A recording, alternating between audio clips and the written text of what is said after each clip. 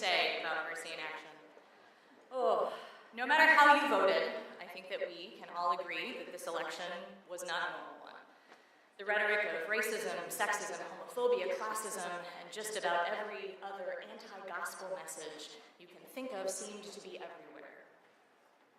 Humbled and dumbfounded by what I could say to you in such a loaded moment, I went to friends to ask for words. And one of my colleagues suggested that I simply urge folks to remember what a gift it is for us to have the freedom of democracy and to urge that we come to unify, push away negativity, and just move forward. The first one I can do. The first one I can do wholeheartedly. The gift of our ability to participate freely and without fear in this democratic process is especially clear at IFTJ. The beauty that it is our right to walk into those congressional offices on Monday and express our opinions and desires without any fear of repercussion is incredible, especially when you remember that we are meeting here on this weekend in part to mark the anniversary of a martyrdom of people who gave their lives for speaking out in faith against their government. But that second bit, I don't know how to blithely ask you all for simple unity when the day after the election, Muslim students on my campus had their headscarves snatched off, and students of color had racial slurs shouted at them on the street. I don't know how I can ask for simple, basic unity in a way that doesn't completely ignore the fear in the voice of undocumented students who in good faith applied for DACA and asked me on Thursday if they might be deported before they could graduate. I don't know how to ask for unity when I know there's a good chance that what happened on my campus happened in other forms in your communities as well.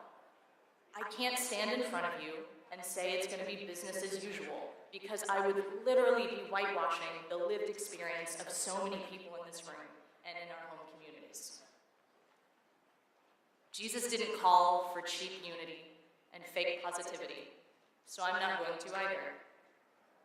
He called for justice and love and mercy. And so, friends, I'm going to call for mercy. Mercy is work.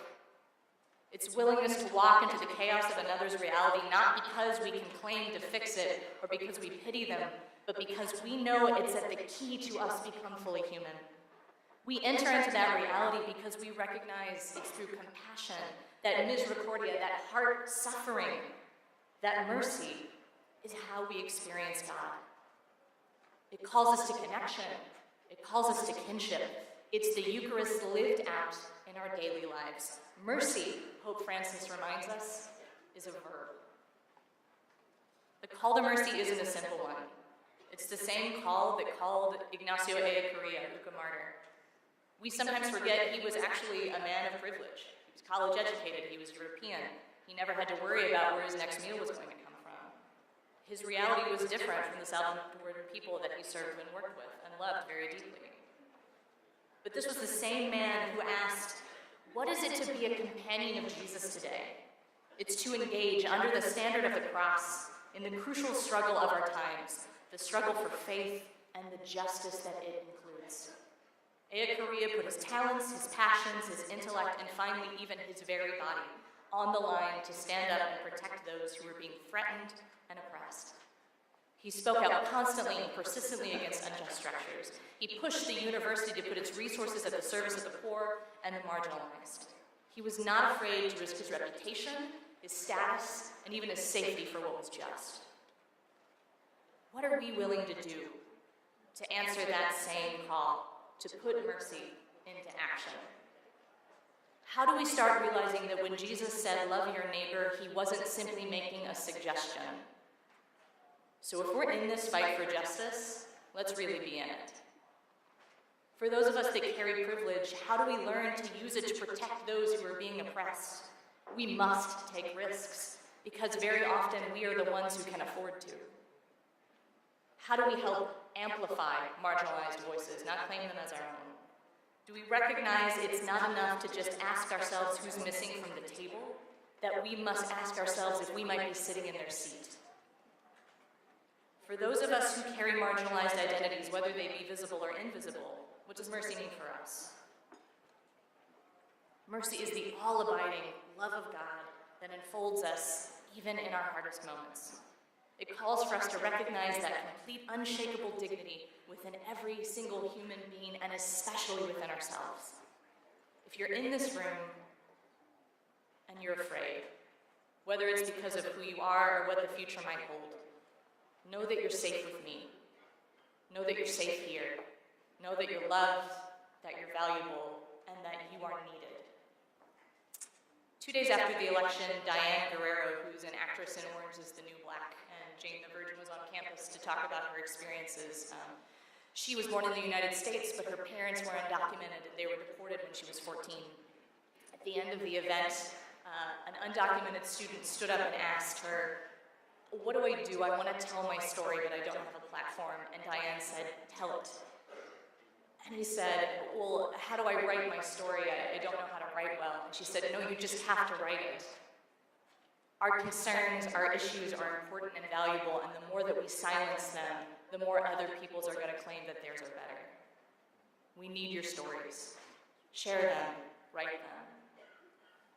In the face of potential darkness, remember, friends, that we are an Easter people. The promise of the gospel, the promise of the resurrection is, as Howard Thurman said, the fact that you can put hope in a grave, but it's never, ever going to stay there. Mercy is the Eucharist at work in this world, and it tells us we must do this work together. ISN was born of a big tent spirit, and to move the work forward, we have to carry out that spirit as well, to reach boldly out to those with whom we do not agree. We have to be unafraid to initiate respectful dialogue, open to hearing different perspectives, but rooted in the common call for justice and peace and love. Pope Francis says to be merciful means to grow in a love which is courageous, generous, and real. It's on the side of your bags, just in case you forget. But it's that real part of that phrase that I keep coming back to. No matter what happens politically, the call to do the works of mercy is always going to remain the same. No matter what you believe in, the call to do the works of mercy will always be applied to you. We have to go to the margins and remember that love is shown more in deeds than in words. Behind me is one of my favorite graphics of the works of mercy, and it's got sort of the updated translation. You can see them there. Feed the hungry, give drink to the thirsty, clothe the naked, visit the sick, shelter the homeless, bury the dead, pray for the living and the dead. And it's got that one in there, visit the prisoners. It's actually an update. In the very old versions of the works of mercy, the phrase was actually ransom the captives. I love that phrase. There were actually entire religious orders whose entire work was just built around basically begging for funds to free people from slavery while preaching against it. There's still slaves in the world. There's still things to be looked to. But I wonder sometimes, when we think about the works of mercy, we always think about what happens when we do them for other people. But perhaps, friends, the works of mercy are actually done in us. We see that no matter who we are, the great work is actually done in our own lives. When we follow the faith that does justice, we may come to find it's our own hungers for truth that are filled. We may find that in welcoming the stranger, it is us who are truly brought into a community and not the other way around. And perhaps when all else fails, when we lean into the works of mercy, follow that, give it our lives, our hearts, our gifts, our talents, our fears, all of it.